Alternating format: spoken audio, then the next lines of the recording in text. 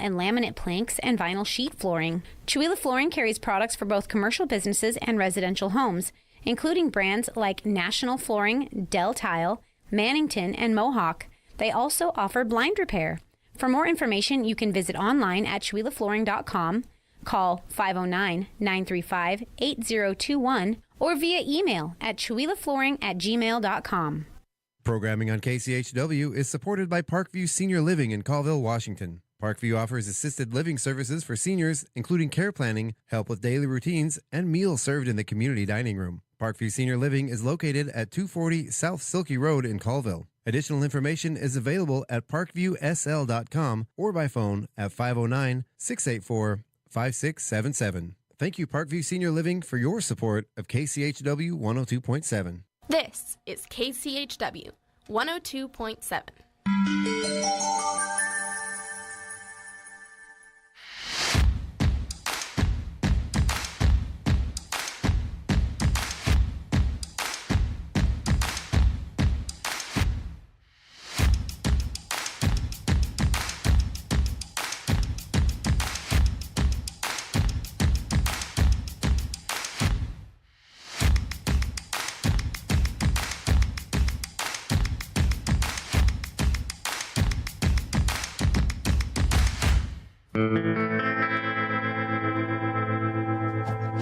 All right now. Come on, boy.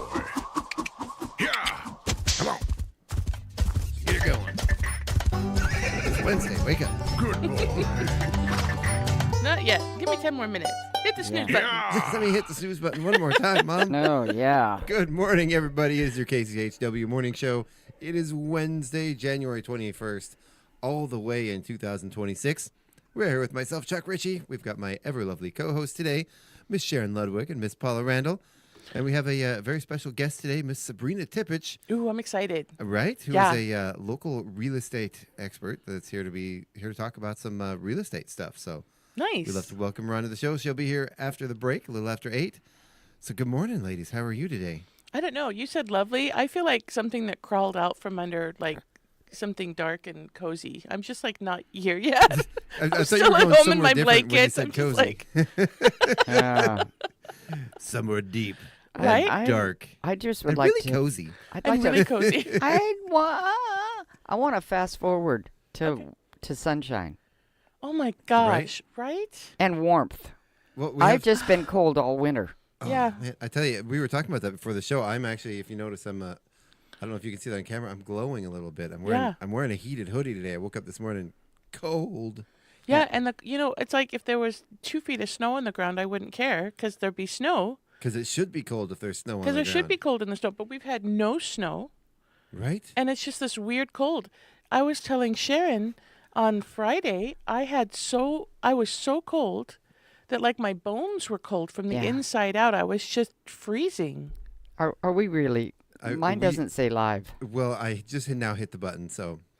Oh, there we go. That's how it If you're joining goes. us now on Facebook, I just hit the button. Sorry about that. We are now live streaming on Facebook. I thought you told us we were streaming it You know, minutes ago. I hit one button on one software and another button on another software, and I clicked over to that software and did Right. this thing. I just forgot to click the last button. It's like in the click, chain. click, click, click. Everybody has to click. It's all got to click. There's about 5 Okay. buttons you got to click in quick succession, and sometimes I forget one of them.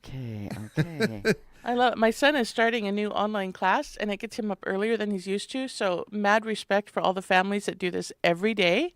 Ooh. But trying to get Xander up and trying to get the class going and make sure it's streaming because we only have that one device. And I'm like, somebody better keep coming over to the table and moving this because I'm not home and this is my system. So if it locks up, you guys are host. So yes, we as a homeschooling family, he doesn't have to get up at 6 o'clock in the morning. Ooh. Ooh. Right? That kind of defeats the Yeah. purpose of homeschooling if you have to get up that early. But you're on the radio so many days a week that you have to get up. Yeah, so I'm used to it. It's not a big deal. I'm used to the Oh. house being quiet when I leave. And they get up like, an hour after I do, or at least 2 hours. So today, Daniel was up and Xander's supposed to be up. And I'm like, I gotta go. I had a day over the weekend where I slept until noon, I think. Noon or 1 p.m. Wow. And it was awesome. But Right? like I said before, was if you'd awesome. go to bed before 3 a.m., you wouldn't have that problem. Well, I don't think sleeping until noon is a problem. I think that was a Right? glorious day, And who would talk to me if he was asleep at 3 a.m.? right? All right. Well, speaking of weather in the cold, let's take a look at the weather, Miss Paula. All right. We do. I know we have some sunshine in store, but not the warm weather you're looking for. Yeah, Not the I warm want weather we're looking warm. for. All right, so here we go. I'm ready. I'm here. I'm going. Okay. So today is January 21st, and we have a high today of 32 degrees with cloudy skies early and then partially cloudy this afternoon. This evening we have cloudy skies and 25 degrees. It says there's a 6% chance of snow. I don't know. I'm like, yeah, I don't think that. But did you notice that there was snow? I noticed Sunday there was snow on the mountain. Halfway up Quartzsite, you saw snow. We got a little bit of snow at our house. Yesterday, day before yesterday. The day before yesterday, the little pellets. Just Yeah, little- just yeah. a little spit. just a Yeah. whisper. yeah. Are we allowed to say spit on the radio? I don't Yeah, know, I think spit is an okay word. Okay. Now that we've said it like 4 times. Okay. Yeah, I don't think there's anything wrong at all with spit. It is an uncomfortable word, Right? You kind of makes you just want to spit. right? I'm so mad I can spit. All right. And of course, now we have going to Thursday, the 22nd, with a high of 34, a low of 22, partially cloudy skies. Friday, the 23rd, we have a high of 32, a low of 19. Finally, we have a teen with mostly sunny skies. Now, it would have been nicey for these mostly sunny skies when we've had this geomagnetic storm that's been hitting the Earth. I guess the aurora has been as bright as it was like last November and May, where the bright red is visible to the naked eye. Oh yeah. Yeah, so Yeah. super intense. And people who suffer from what they were saying, fibromyalgia and some other stuff, the pressure between the weather and how the atmosphere reacts to, this bombardment, people can be very sensitive to it. So a lot of people have been having headaches and all kinds of things. For saying Well, that you were going to say explains it would a help you. lot, doesn't it? Huh? For a minute, I was hoping you were going to say, yeah, all this cool stuff going on is going to make you feel better, but it's not. Oh no, the pressure and things like that. Wow. I follow kind of a nerd, so I follow a couple of meteorologists on my own personal feed, and 2 of them were posting things. If you've been feeling down or you've been getting migraines, this might be why. And they had all these cool graphics that I didn't fully read, so I can't speak intelligently about it, but I can share it unintelligently on the radio in the morning. And you can make up things. See, exactly. We're okay. But I'm not making up the fact that if you are feeling poorly and getting migraines, it might have something to do with both the air pressure and things that are going on with, the earth and storms and Okay, moving on. The earth, the wind, and the fire. Somehow it all relates and that's going on. On Saturday, the 24th, we have a high of 29, a low of 19. Our sunny skies, fully sunny skies. Sunday, the 25th, we have a high of 31, a low of 22 with mostly sunny skies. Monday, the 26th, we have a high of 33, a low of 26, partially cloudy skies. Tuesday, the 28th, we have a high of 36, a low of 28, partially cloudy skies. And Wednesday, a week from today, the 28th, we have a high of 38, a low of 32, going back into the clouds with mostly cloudy skies and a 19% chance of precipitation. Looks like 19% chance, mostly cloudy during the day, winds light and variable, and then in the evening, the precipitation chance goes to 17% with a winter mix. So nothing terribly exciting. Looking farther ahead, 2 weeks, it looks like we start warming up. We get highs again in the 40s and lows not even to freezing. Wow. Oh man, yeah. It looks like the next really good chance of any kind of snow or rain is all the way on February 4th, and even Yeah. then it's going to be 45 degrees with a Yeah, low it's of not- 39, and it's And a low in 39. So, Yeah. hopefully 49 will get some snow. Ooh, Yeah. 49 at 49. Da-da-da. oh wow, yeah. It's looking pretty bleak, and I know we talk about it a lot every year, but my biggest concern with all this is that in the springtime it's going to be a very, very dry. We're going to start the spring with a high fire danger. Yeah, it's terrifying. So whoever could make a phone call, whoever can get in touch with anybody to make this snow happen, Right? please do so. Do Ooh. your snow dances. I was going to say we should have a citywide snow dance. Ooh, that'd be fun. Wouldn't that be fun if we all met like in all the parks, all throughout Chihuahua? We all went out like tomorrow at 5 o'clock, and we all did snow dances. Are you talking 5 a.m.? No. 5 p.m. Oh, thank you. I was really, like, really? I was You want me to really get up? worried about that. You know, even for us here on the morning show, there's one thing we should be doing at 5 a.m. and that Sleeping. is sleeping. Yeah. Yeah. Right? And then our news Unless it's agency. Friday morning at the ski hill. Huh? Unless it's Friday morning at the ski hill. Right? Yeah, that is worth it. And I heard you a little bit on Friday. How did it go? Because I was at Chamber Oh, it's through so part of it. cool. We had a Good. blast. We had a good Oh time. my gosh, Good. so cool. And I forgot. I think a lot of people forget. I forgot they have a full breakfast up there. Oh, yeah. So you go up. I mean, it's a full breakfast, and it was affordable, like $12 for a breakfast yeah. burrito. And they came over to let us see on the radio. They came over to let us see on the radio. Let me rephrase my words. So we could show our viewing audience Yes, on the the radio. breakfast. Yeah. Yes, and it was fried cinnamon roll. Very unhealthy, but it was so good. Yeah. Fried cinnamon roll. It was like wickedly good, like French toast. And then they had. It was, I think it was like day old chopped up deep fried cinnamon Oh, rolls. so good. It was crazy amazing. good. It was crazy good. And then like big pieces of bacon.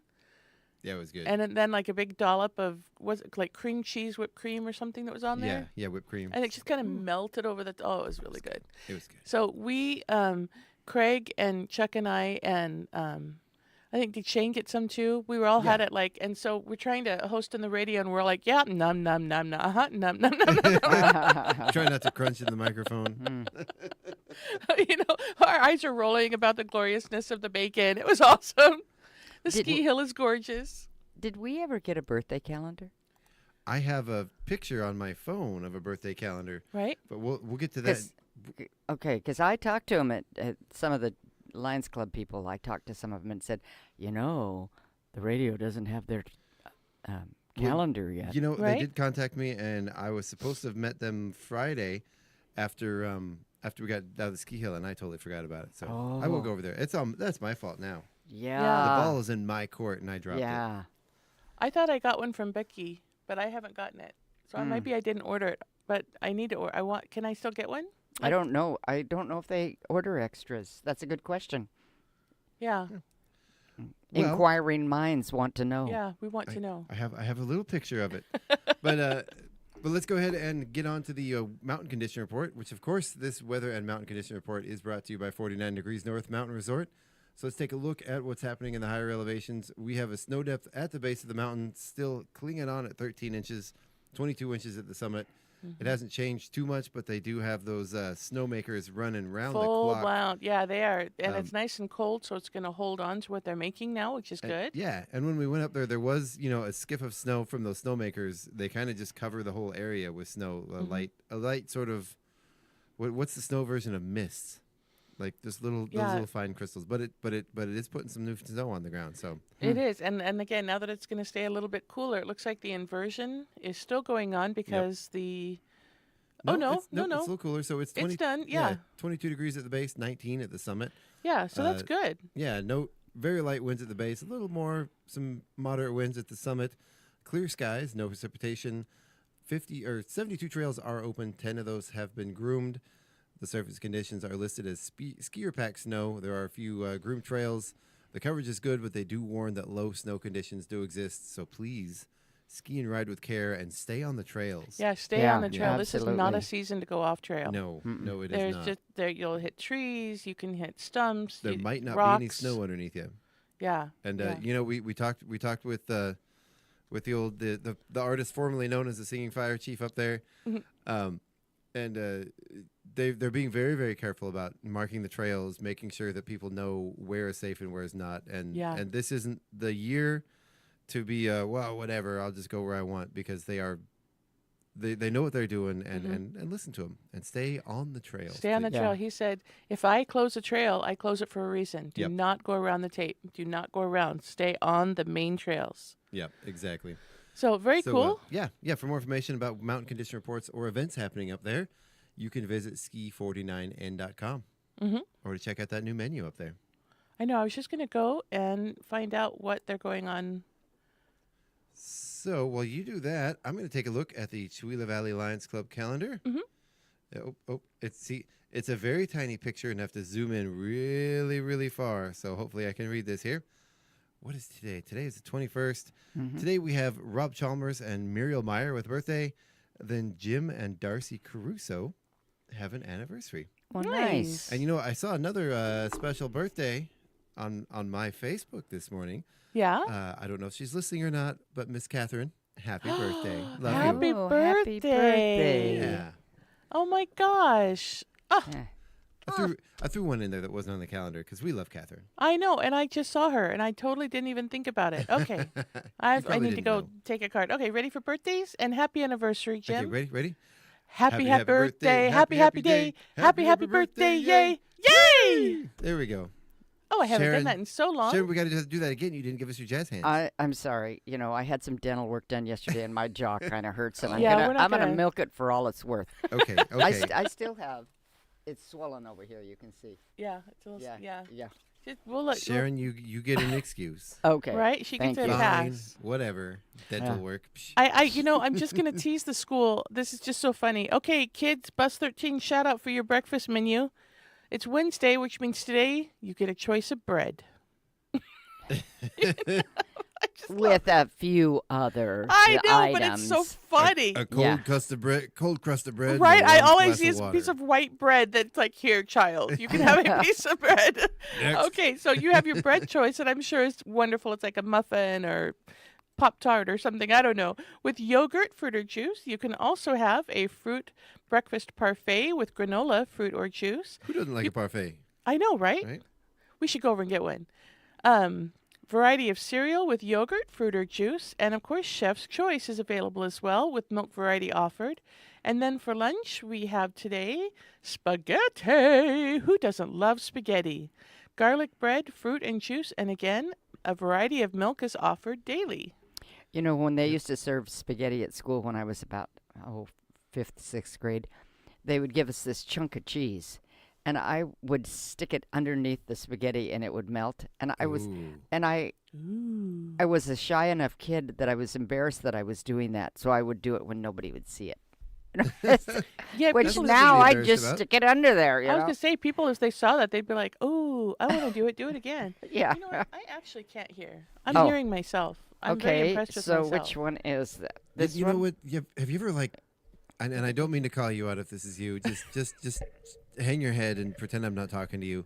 You ever have that spaghetti, where you get it and then all the spaghetti sauce is like liquid and it runs through the noodles Oh, and it's spreads out on your awful. plate? Yes. Like a good spaghetti sauce should just sort of sit Sit on on top top. of the noodles. And not- Absolutely. I'm sorry if that's your noodles and your sauce and I just offended you, but it's Right? always such a disappointment, You know, I have a problem. Good morning, Gail. I have a problem with spaghetti. I have a problem with those noodles. Mhm. I'm gonna say it. The texture and the size, they just feel like worms. I can't. My family, poor Xander, has grown up without having spaghetti as a main staple in his life because, Daniel would make it, and I'm just like, I can't. But you can use other kind of noodles. I made some Yes. spaghetti sauce last night, and we used, I don't know what they're called, but they were good. Right, I love the elbows and I Yeah. love the bow ties. I don't know why I'm winging with bow ties, but Because they're like wings. right? I will have to say I'll never forget the best spaghetti I've ever had in my life. It was a friend of mine in high school. His family was Italian, and his grandma lived with them. Old Nona's homemade spaghetti. But there's no shame in using that stuff from the jar from the grocery store. Oh, But I it's a- use that a lot. I use that as a starting ingredient. Yeah. But you know what? Every once in a while, there's those nights when you just got to get something to eat and yeah. heat that stuff up and throw it on there, and it's perfectly fine. Oh, yeah, yeah. Well, and I remember being a young adult and being at somebody's house, and they had chicken spaghetti. I mean, they'd put chicken in instead of hamburger. I had never even seen that. To me, it was so odd. Right? Because Yeah. I grew up with hamburger and spaghetti. Yeah. And So- now it's just common. Yeah. I have to say, that still freaks me out, though. I'm like, what is that chicken doing? Get that poultry out there. What are you doing? That's not spaghetti. You're doing something funny. I've even had good vegan spaghetti with TVP. Oh, Yes, I have too. Yeah, and good chili with soy-based products. So But what? Somebody not- made I don't know if I'm. somebody made tofu chili once. Oh yeah. I've That had, could be yeah, I good. have, Sharon's yeah. over there shaking her head. What do you We guys had to talking live on that stuff for a time when we were young, and Right? With No. the TVP? yeah. Oh, yeah. Yeah. It definitely wears on you. Yeah. It's a memory. It built character. Think how much character you have. Okay. I know what's good and what isn't because of it. It's kind of like the texture of the steel-cut oatmeal, but wrong. Yeah. Have you seen? Oh, this is actually really exciting. So I watch all these cooking shows, right? Right. I'm like the last person you want in the kitchen. I like burn ovens and toasters. But looking at these things, I'm like, ooh, maybe I could do that. Those little muffin tin egg, like you pre-make them. Yeah. Yeah. You're gonna do like an omelet, and you put it in a measuring cup, and you just pour it in the tin, Right. and then you bake it, Right. and then you can take them at like little bites, little egg bites. Yeah. That sounds really fun. Okay. Yeah. Have you done that? No. Oh, I'm Oh, just yeah. No, saying. see, I wanna do Okay. it. I've seen Yeah. what you can do to make less of a mess is take some phyllo dough, like the Yeah. store-bought phyllo dough, and put that in the bottom, and then you don't get the egg stuck to it. Yeah. Of the egg and then you put the egg stuff on Yeah, it. then you put the egg in the phyllo dough.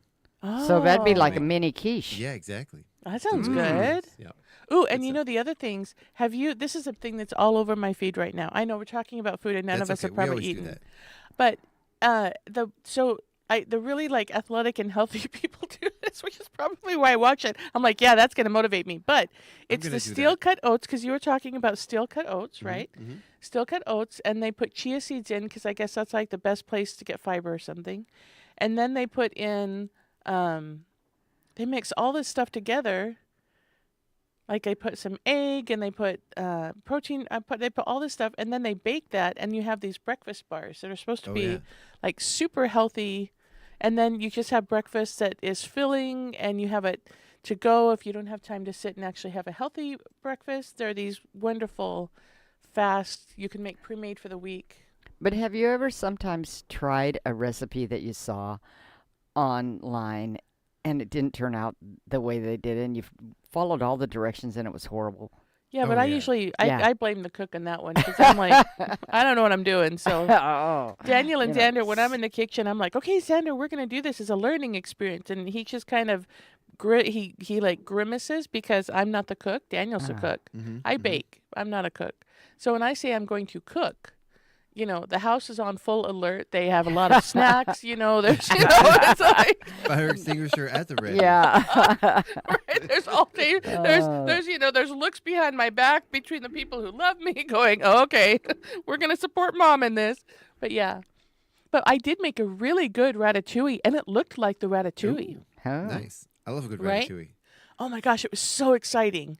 Nice. And because my Irish blood is truly showing, I made homemade scalloped potatoes that turned out delicious. Now, it took me 4 hours, but they Yeah, turned yeah. out delicious. Yeah, that's one thing. Whenever we have family dinners, I have one grandson who reminds his mother to remind me that we have to have scalloped See? potatoes. Does it take you 4 hours? No, but by the time you cut the potatoes and you put everything in and you cook it for as long as you think it should be, and then you test it and it's still not done. Yeah. Does it? Okay, because I was Yeah. like, Scalloped potatoes are never done the first time you try them. Yeah. When they're, It's when they always like should a be little done, hard. Yeah, Yeah. when they never should be Had to done. put 'em You back put a in. fork in them and it's like, oh no, Crunch. dinner's in a half an hour and these aren't ready. yeah. And in a half an hour they're ready. I Yeah, did see- find out the other day that you can make potato chips in the microwave. Oh yeah, I've seen that. Yeah. I was somewhere where they had a little potato chip maker that you set these pieces of potatoes in and put it in the microwave. Wow. It was pretty funny. It was not related to that, but somehow it was some demonstration and in some training I was at. Oh well. Anyway. All right, Wow, you guys that's ready cool. to move on to some local events here? Yeah. Okay. Well, my computer is having sicknesses over there, so yeah, that's what it's doing. It's just hiccuping and all kinds of stuff. So I've written on here and changed the dates, hoping that I've got information correct. She's got lots of notes Okay. on that. Yeah. So today is Wednesday, the 24th, January. And I know that Chuck sent me a message the other day and said, what'd you say? It's It was Wednesday the- just September and now it's January? Right? Last week was September. Right? And now it's 2026 already? I can't, Yeah. and it's almost February. I think you said Wednesday the 24th. It's Wednesday the 21st. Oh, well, see, last There we week go. was the 14th, and I mixed 21 and 14 and got 24. There you go. Okay. Yeah. Okay. Better it than is. saying the 35th. Yeah. Yeah, that would really confuse people. Yeah. Like, what? But we start out the morning with pickleball at 8:30 to 11, 18 and over at the old Jenkins Middle School gym. And if you want to find out more, you just check their Facebook or their website, Chihuahua Pickleball Club. This evening we have City Council at 6:30. And if that gets too boring, you can go over and do bingo at Fired Up Pizza from 6 to 7. And just some additional things that are going on. Chihuahua Food is going to be at the food bank today. They will start serving at 9. So that's the stay in the car and they bring the food to you. Yeah, Roll yeah. up food bank thing. I have that somewhere. And And, is that like a food bank or is that pre? No, no, it it's says, free food. says free food, Chihuahua Food Bank, Wednesday, January 28th. This is the Second Harvest group, and they're the ones who go That's a to week like. from today. That's Yeah. January 28th. The 28th, and it says drive-through event while supplies last. I totally had it down for today. Thank you. Mobile market serve people facing hunger. No Yeah. appointment or documentation required. Second harvest. Yeah, this is the Second Harvest, so that's on Wednesday the 28th, That's next week. and then our food bank is open on Thursday. But I thought it was today, so I apologize, everybody. Yeah, that's all right. I have it Just written getting down you- in getting you red geared down up. here, I think. We also have the Sit and Fit activities going on at the Senior Center today from 9 Yep. a.m. to 10 a.m. They're free, so come to Sit and Fit classes. Meet at the Chihuahua Senior Center on Monday and Wednesday mornings at 9 a.m. And we did confirm that these are going on. And we did talk about bingo. Right, and and the City City Council. Council. Okay. Yep. Of course, we have a reminder from the chamber that if you are a chamber member and you want to get those items into the newsletter, you can submit them to info@chihuahua.org. Okay, sounds good. Tomorrow is Thursday, January 22nd. Are you sure, Sharon? Uh-huh. And I don't know what's going on because I have something that happened the 1st and 3rd, and it's not the 1st and 3rd because my computer wasn't working this Oh, morning no. Well, or of last course, night. Speaking of the food bank, the Chihuahua Food Bank is open every Thursday from Okay. 10 a.m. until 2 p.m. If you're hungry, go to the food bank. There's no reason to be hungry in this community. That's We right. support you. Go and get your food. If you have a little bit of extra, please donate it to the food bank. They always need your assistance, and they do accept cash donations as well. Tomorrow is also trivia in the stacks over at Quartzsite Brewery. So super, super excited. Oh, no, this is at the library. That's at the library, yeah. yeah. See, that confused us last week. Yeah, because right? So this is from 4 to 5 p.m. Get ready to test your cinematic knowledge. Join us for an evening of movie magic and put on your trivia skills in the spotlight. Whether you're a classic film buff or a modern movie marathoner, gather your team and prepare for a real, REEL, good time. Ooh, I'm excited And about that. only in Chihuahua would they say that 5 o'clock is an evening. Right? 4 o'clock. It's 4 to yeah, 5. 4 to 5, and Mhm. they said join us for an evening. Yeah, that's pretty funny. An evening. I love that. Okay. That sounds like a lot of fun, though. That's a mid to late afternoon. hmm Right? But it does say trivia and beer at Quartzsite also Well, for Thursday. Those two posters got put together, I think. Okay, so second. Okay, so here January 15th was the one on All right, so that already happened. That was last week. Yeah, we That was talked last about week. it last Okay, week. so the chamber calendar is wrong. Uh-huh. Yep. So do not follow the chamber calendar. Go to the community event calendar and the Wow, trivia. that was a bold statement there, Paula. Oh no, I love the chamber. I apologize. That was not what I meant. I'm But just you know- that entry is not correct. I'm sorry, Chloe. But that is a really good point. If organizations don't let the two different calendars, the main calendars in this town are the Chihuahua Events calendar and the chamber calendar. And if you're in charge of an organization and you change something, you always have it on the second Wednesday, and now it's on the third Wednesday for this month only. Check the calendar. Please check your calendars. Yeah. Let the administrators know so it can be correct.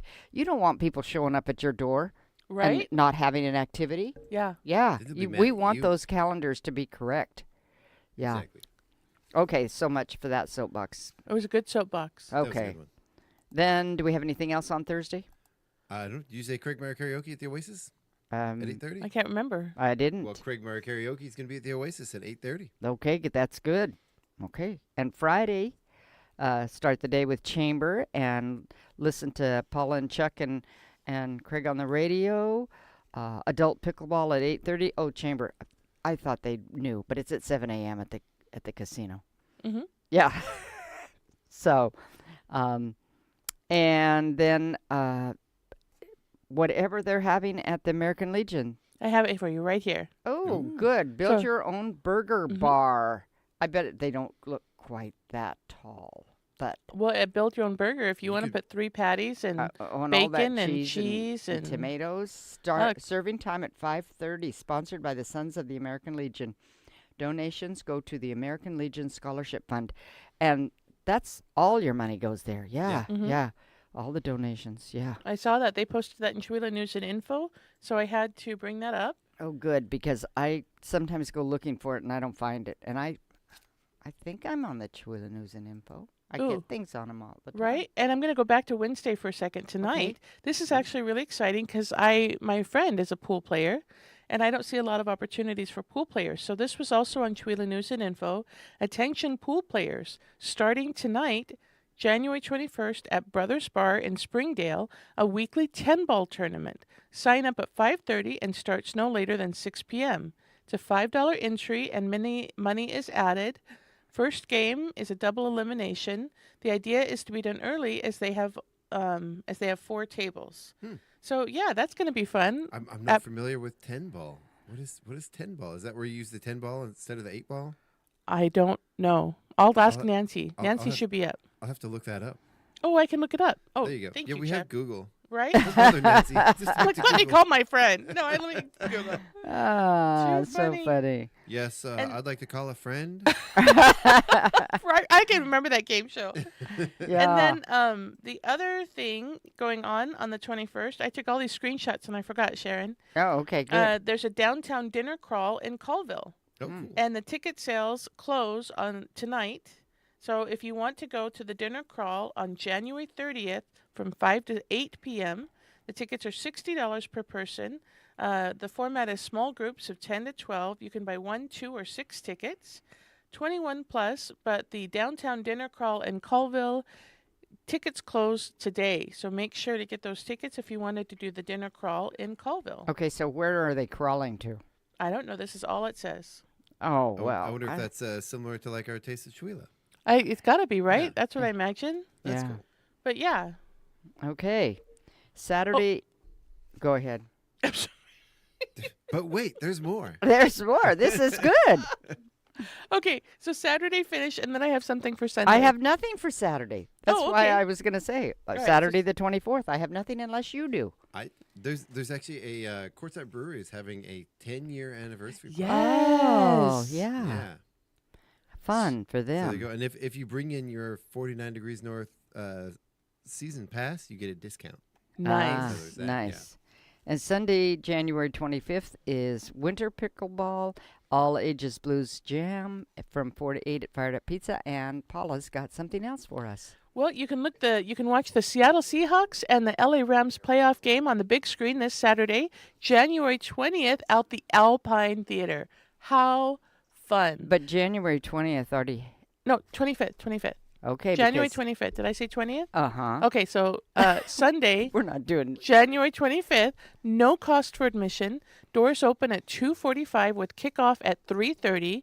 So go to the Alpine on Sunday, January 25th. The playoffs game between the Seahawks and the Rams. Be there On at the 3:30. big screen. On the big screen with unlimited popcorn, right? Because you can go buy popcorn in those big things, and they have like food and of course sugar. So definitely check out the Alpine for the playoffs game on Sunday. Okay. You know where else the game is going to be on the big screen? Where? It's not going to be as formal as that, and it's going to be sort of a bring your own dish. Right here at KCHW, we're gonna have Really? yeah. How fun! Okay, well, Wow. oh, that's going to be a hard choice. So you 'cause- don't have to travel all the way to Colville. Yeah, all the way to It's not a Colville. formal event, but Yeah. we'll have it on, and if you want to swing on by, So, Oh, I'm coming. so What time we're- are you starting? bring a dish. yep, we're going to back up to Friday again because Craig Before says the game starts. Okay. we're going to back up to Friday. Back up. Craig says Pam and Dan are our guests Friday morning. They're playing Friday and Saturday at the Boomtown Bar at 49 Degrees North Mountain Resort. Thank you, Craig. That thought was in my head, but I'm like, I don't want to go through my phone and look through my messages to see what was on the air. Okay, so Monday, the 26th, we have pickleball, single deck pinnacle at the senior center every Monday. And I just found out, I didn't know, but according to the library calendar, they have the Brick Club every Monday, not just the second Monday of the month. And I'd only been advertising it as the second Monday. And if you go to the library, you can see what they're having in the different libraries in Stevens County. And I love that. Yeah. What is also going to be here on Saturday, I'm trying to find the picture of it, but the fish and chips truck is going to be here on Saturday. Oh, my gosh. Okay, perfect day. Oh, no, it's not the same day. I was like, the fish and chip trucks will be here in the Napa parking lot, right? So, and then you can do that on Saturday, and then on Sunday you can come to KCHW, and you can watch the football game. It'll be, this is a good weekend in Chewila. This is going to be fun. Yeah. And Craig just let me know through text message that my microphone was off. So. Uh-oh. Thanks, Uh-oh. Technical difficulty. It was only off for just a second.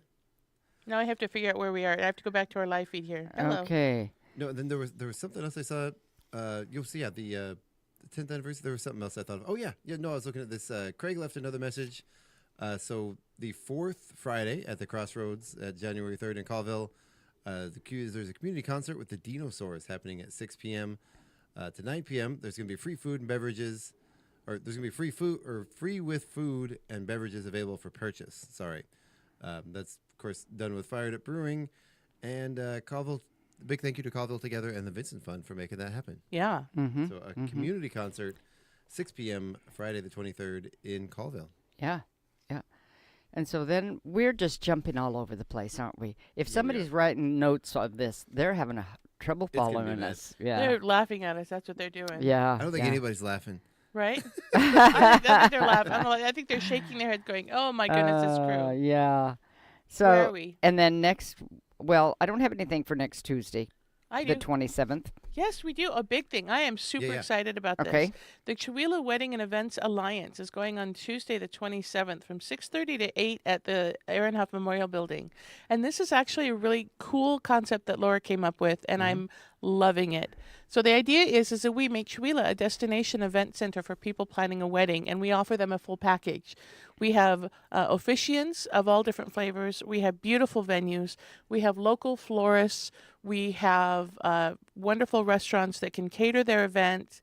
We have everything that they could possibly need. Musicians, yeah. DJs, yeah. Exactly, the whole package. So the idea is that we all get together on the 27th at 6:30 to 8:30 at the Aaron Huff, and we talk about putting together this package. And then Mistaqua is actually having a wedding, not symposium, conference. What do they call those? Conference. Is it a conference? Similar? Yeah. I know there's a different everybody word. has the booths and everything. Yeah. Yeah.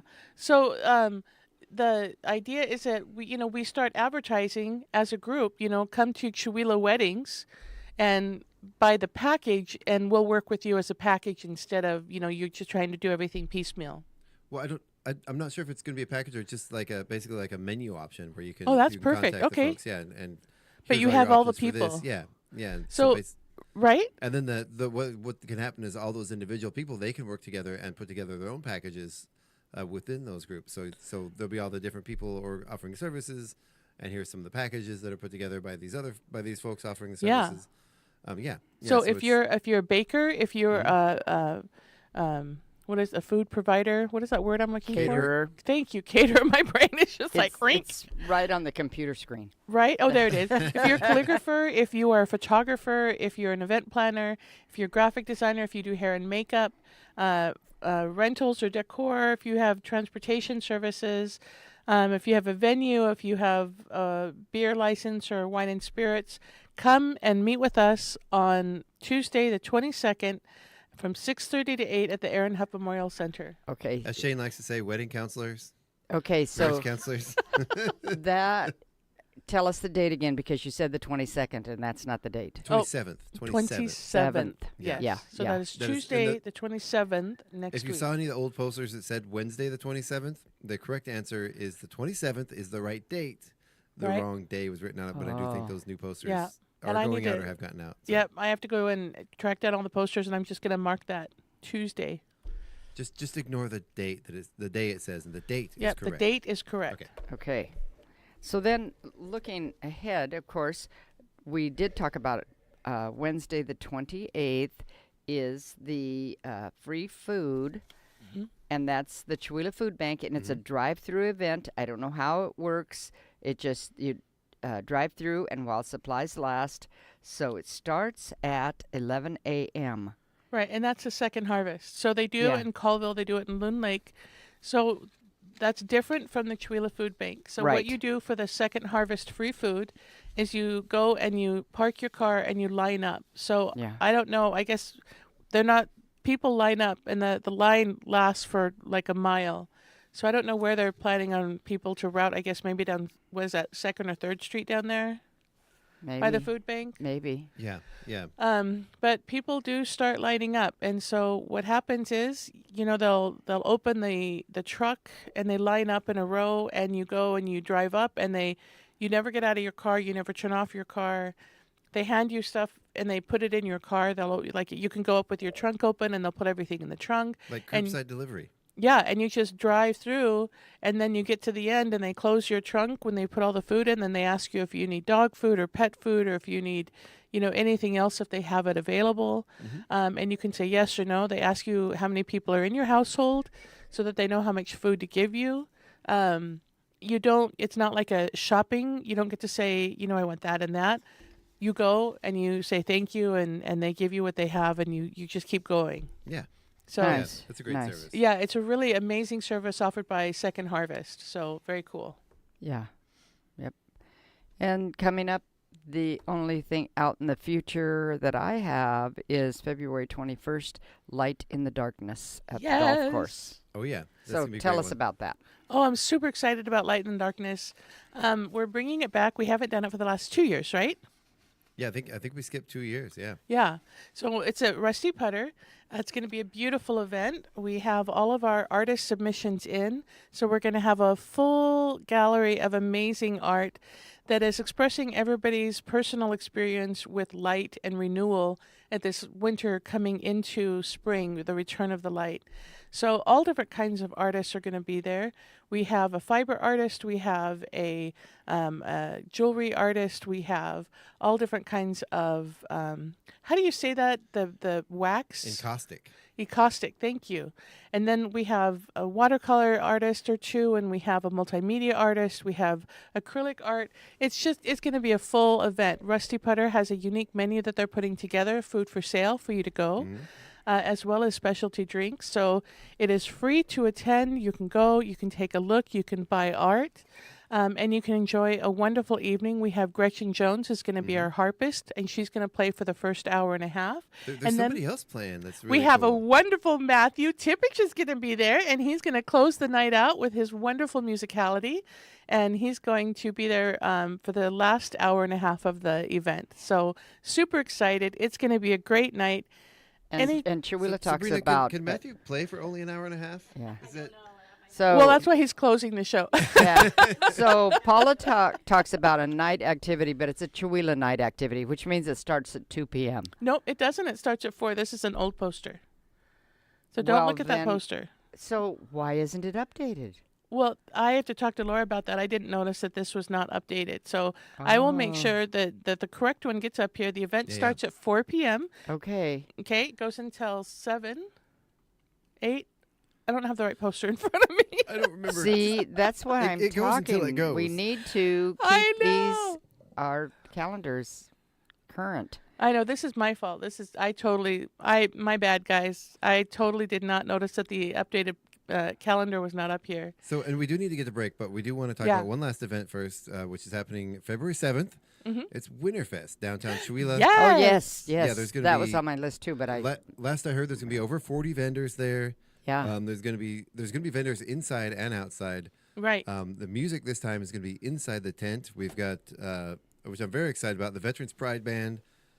They're coming from the Kettle Falls American Legion. Nice. And they actually we're gonna be doing some talking and some highlighting of the Guitars for Vets program. Nice. Which is a 10-lesson program. It's for veterans struggling with PTSD. They get 10 free guitar lessons. At the end of that, they also get a free guitar, and it's an amazing program. We're going to talk about some sponsorship with Toyota, helping them out, Colville Toyota, and some of the amazing stuff they're doing. And they're going to be playing, and then we're going to have Old Souls and Antiques around the middle of the day, and then finishing off with a very long set. I'm very excited to have them. Peach Fuzz, which is TJ Hoop's band. They're going to be playing two sets, actually, with a break in the middle. We're going to have the Taekwondo kids out there. We're going to have inside, I believe, the Aaron Huff Memorial Center is going to be a clay throwing. Right. Hands-on, you can actually get in there and do some clay yourself.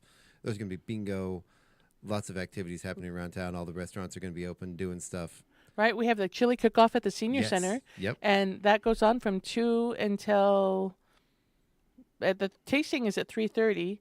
So you bring your chili drop-off, you go down and you get your chili set up at the senior center. Bring your C game. Yeah, and then 3:30, the public gets to taste the chili, right? Yeah. So that's super exciting. I think we're still having the first responders judging the chili, but you can go and you can get a small tasting of the chili. So we're going to have the fire department, the police department, and EMS, I believe, come and they're going to taste the chili, and they're going to pick their favorites, and then they're going to have a cage match to decide the winner. I love that. No, So they not. like fling chili They're at just each gonna other. vote. They're just going to vote.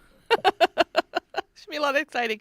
And then this is going to be exciting. Bradley's Taekwondo has actually opened up their space, and there'll be vendors inside Bradley's Taekwondo as well. And are they doing the reindeer games again? I With the think so. darts? I haven't hope seen so. it. There. Oh, and that's also something I needed to say before the break. Bear with me. I We've promise. got Sabrina over there waiting very patiently. Thank you, I know, Sabrina. right? You're so awesome. She's used to us at this point. She's like, yeah, those guys. But Bradley's Taekwondo needs your help. We love Bradley's Taekwondo, and we want to support those kids. So last year, they were not able to go to nationals. They could only go to nationals once. So a lot of the kids that are going up levels, especially to get their black belts, they have to go to nationals. And it's expensive. You know, you have to get the airline tickets and the hotel, and you have to sign in, and you have to pay for everything that you're doing at nationals. So Bradley's Taekwondo is a nonprofit 501c3 nonprofit agency. They need our help. We need to get these kids to nationals. So anything you can do to go down there and support Bradley's Taekwondo, please go down and let Sam know and donate money, donate whatever you can to help raise funds. Let's get these kids to nationals. They deserve to go. The demo team and at least 3 kids trying to get their black belts are trying to go. So it's like 12 kids. And where is it this year? I want to say New Orleans, but I don't know. Yeah, the Okay, spring 'cause- is in New Orleans. Because wasn't it in Florida one time? That's the fall one. Okay. So it's spring and bless their hearts. Bringing a bus full of kids to New Orleans is something that gives me shivers up my spine. oh my gosh, it's so cool. It's so But cool. it is a cool experience for the kids. They go and they literally in a big convention center. There are kids from all over the country there. The national board is there. They are able to hone their skills. The demo team performs representing Chihuahua and Bradley's Taekwondo. And our demo team usually does very, very well. And then the kids that are going for their 3rd degree black belts and higher also have to go down to nationals. And I believe their first black belt accreditation, they have to go to nationals. Okay. And our Bradley's Taekwondo is a nationally recognized testing center. So we have had kids from other dojangs come up here to test for their 2nd and 3rd black belt if they can't get to nationals. Very cool. So it's really neat that we are rated so highly that they can come and test at our facility. Nice. And I do know last year was like the first year they weren't able to go, and it was pretty for the first time in a long time. Yeah. So they're not sure they can get the kids to this March nationals. Ooh. So 6 black belts testing for high ranks, the 10-member demo team competing. They train all year round, and they only have 1 yearly opportunity to compete. So at least 10 students competing in various events and attending multiple seminars. They need our help. So, Oh, and Daniel says also raising funds. The Taekwondo Breakathon is happening on January 31st. So a great way to help sponsor a kid is you say, okay, I'm going to pay for $1 for every board that you break. And they are in the dojang, and they literally break boards all day long. Nice. As long as their little bodies handle it. Right? Last year, Daniel broke, it was like 30 boards. He did quite a few. I think Xander stopped at 20. I like how you lump Daniel in with the kids. Those kids are in there breaking boards. Daniel broke 30 last year. Well, he is a big kid. He's a big kid. Love you, Daniel. Those kind of things. And you don't have to donate per board. You could just say, I will donate this much. Right. Yeah. Because like my grandson did some baseball thing to earn money, and friends said, we'll give you so much for however it was, how many balls or hits or feet. They ended up having to pay $200. Well, and that has happened because people don't think these kids can break that many boards. Yeah. So Samantha has said, let people know that they can just play a blanket sum. Yeah. I will give you $20, or I'll give you $50, or I'll, whatever, because they're, some of these kids, I mean, they will break a lot of boards. They'll break boards until they run out of boards. Yeah. And it is amazing watching Daniel and Xander and all of the kids at the dojang last year. They are doing spin kicks breaking boards. They're doing elbow breaking boards. They're doing front kick breaking boards. They're doing hand. It's amazing the different ways you can break a board. I never knew. I would try to use my forehead and knock myself out. Okay, you can do that, but she doesn't allow that. We got to take our break. We got our guests patiently waiting here. This is your KCHW Morning Show right here on KCHW 102.7. We'll be right back after the break with our special guest, Sabrina Tipich. Yay. Don't go anywhere. We'll be right back.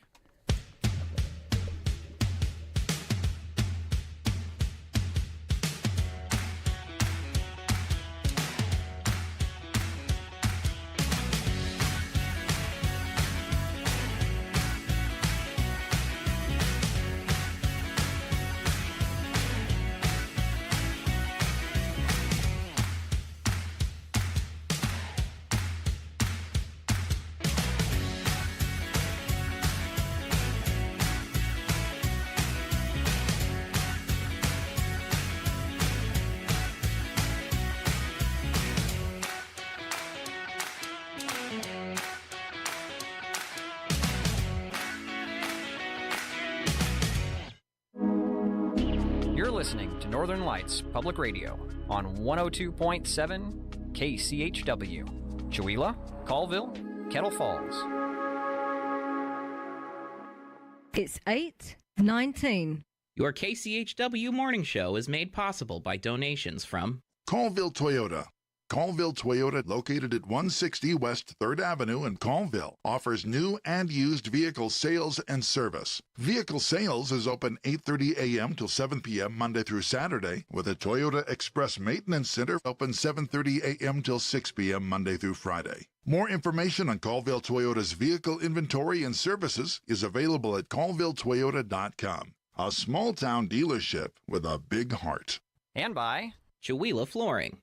Chewelah Flooring at 214 East Clay in the 3rd Street Mall offers a wide variety of products, including carpet, ceramic and porcelain tile, vinyl and laminate planks, and vinyl sheet flooring. Chewelah Flooring carries products for both commercial businesses and residential homes, including brands like National Flooring, Del Tile, Mannington, and Mohawk. They also offer blind repair. For more information, you can visit online at ChewelahFlooring.com, call 509-935-8021, or via email at ChewelahFlooring@gmail.com. Programming brought to you by Ryan Moore, your Edward Jones financial advisor in Deer Park, Washington. Edward Jones, member SIPC.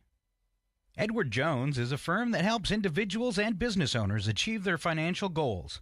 More information is available at edwardjones.com or by calling 509-276-2974. Edward Jones, member SIPC, with locations in Deer Park and Chewelah. This is KCHW 102.7.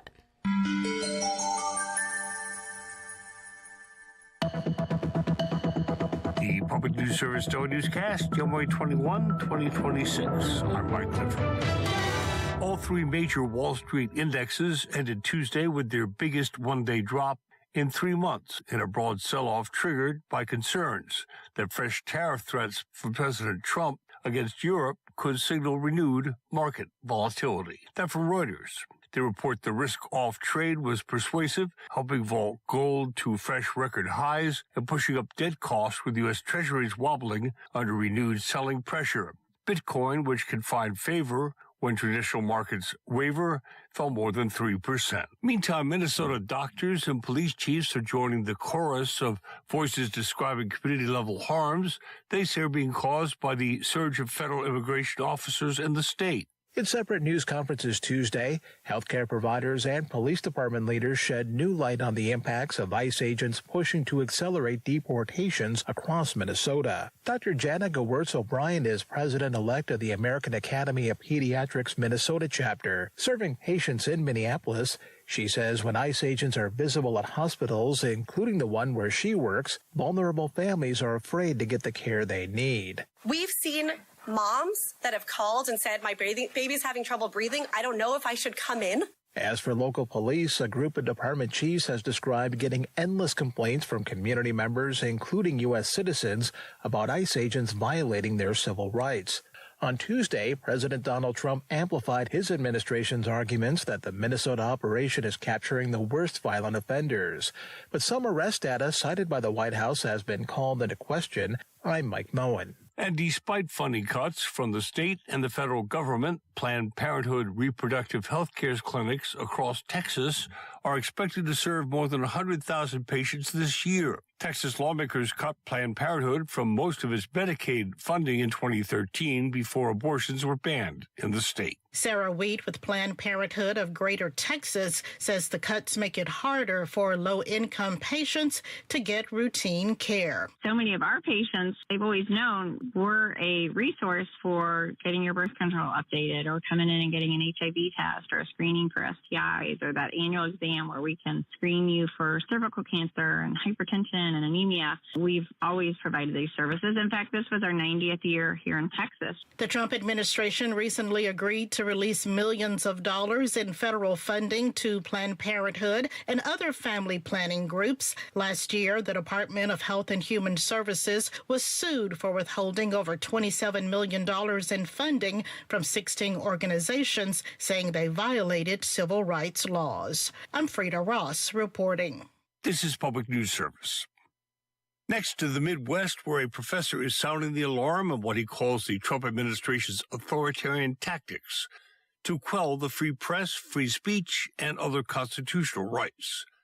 A professor at Indiana University Kokomo, Konstantin Zhukov, argues the FBI raid of a journalist's home last week is not an isolated incident, but part of an ongoing escalation since President Trump took office a year ago. He emphasizes that as someone originally from Russia, he recognizes this as a familiar autocratic move. It's a story that you usually hear in Russia. It's a common instrument that Russian authorities use in order to scare the journalists and to signal to them that they shouldn't do their work, essentially, that they shouldn't keep the government accountable. Zhukov points to recent volatile policing and immigration protest dynamics in states like Illinois and Minnesota as another big concern. I'm Judith Ruiz-Branch reporting.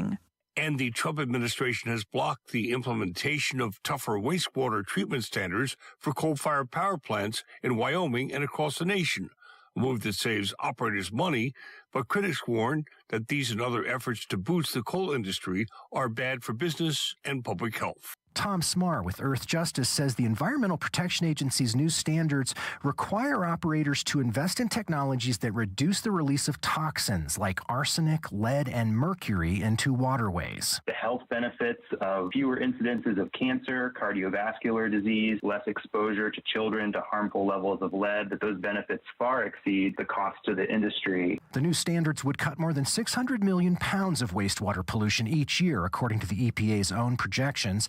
The agency claims delaying those standards is necessary to address electric grid reliability, rising demand, and affordability. I'm Eric Galatas. The EPA has also announced it will no longer calculate the monetary benefits of improving health and saving lives when considering air and water protections. Finally, we head to Mississippi, where beef and cattle production is a major part of agriculture, but environmental researchers say the heavy reliance on beef in popular online recipes contributes to broader environmental and health concerns. Stephanie Feldstein with the Center for Biological Diversity says top recipe websites and social media pages promote the overconsumption of red meat. They posted recipes calling for a total of more than 57 pounds of beef. And that's a huge amount of beef that has real implications for the climate and our environment. Beef cattle are the largest segment of the state's livestock industry, with nearly 15,000 beef producers and more than 900,000 head of cattle producing hundreds of millions of dollars in annual economic value. I'm Tremel Gomes. This is Mike Clifford for Public News Service. We are member and listener supported. Find our trust indicators at publicnewsservice.org. KCHW is online at kchw.org. Listen to the live stream, find out about station events, memberships, local weather, and volunteering. You're listening to KCHW 102.7.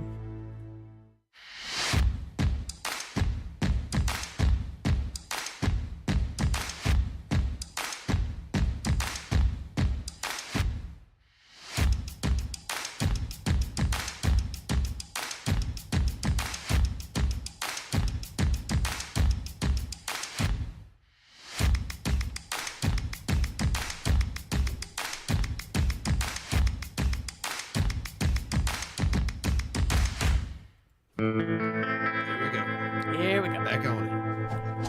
All right. Oh, yeah. He's got to have some good name.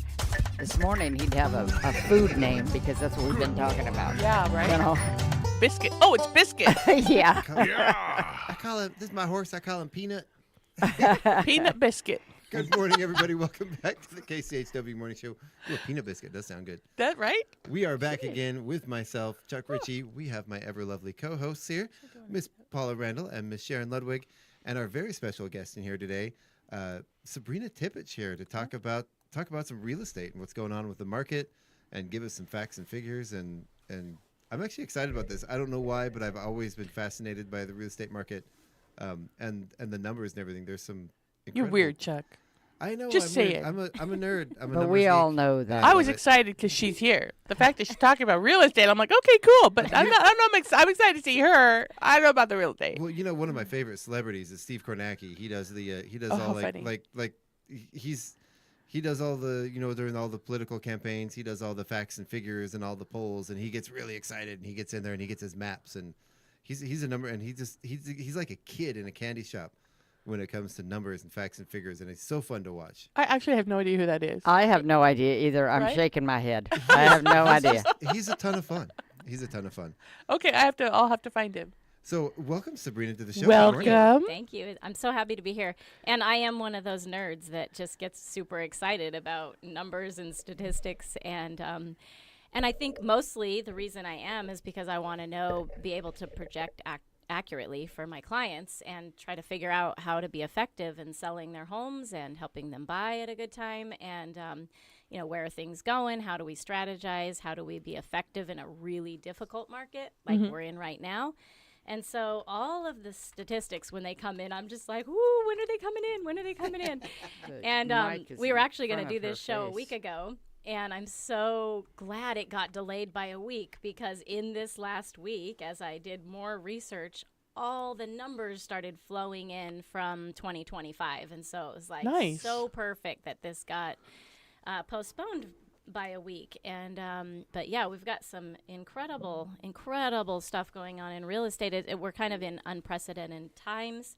I'm sure you've seen it all over the news, all the conversation, and Trump finally addressing the elephant in the nation, which is the housing market and the problems with it. So it's pretty interesting. And yeah, I get pretty riled up about it all. That's so. cool. No, I'm excited. Things are volatile out there. It's pretty wild. Very much so.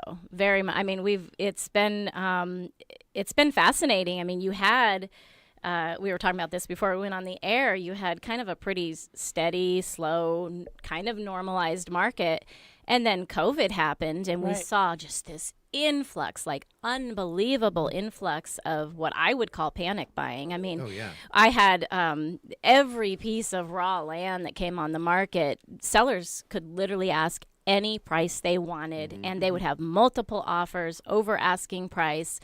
And you saw like all the shed companies along the highways. Yeah. All the sheds were gone because they were buying these little tiny sheds to plop onto this raw land as their getaway if they needed it.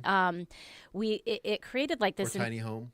Right. Absolutely. This, tiny home, these backup plans. It created this backlog with Stevens County because you can't get power installed on a property until you have a physical address assigned to that property. So the county was super behind on trying to deal with all the influx of raw land purchases, and they were behind on getting addresses assigned. So that was delaying the power company from being able to start the power installations, which the well companies got completely overwhelmed. It took about 2 years. 2 years to get a drilled well. Wow. And so all these people, this influx of people, thought they were going to come in here and be able to start developing property. And then the other big problem we had in Stevens County was a lack of contractors to be able to deal with that type of demand.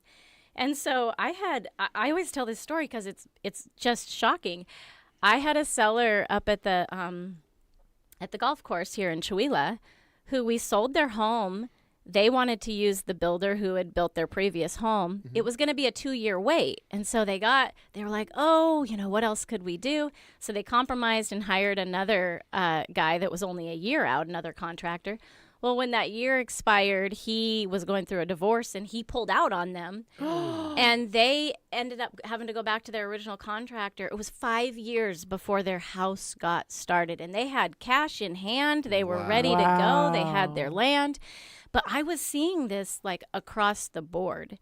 And so right now we're starting to see all these properties getting developed that were literally purchased back in 2020, 2021.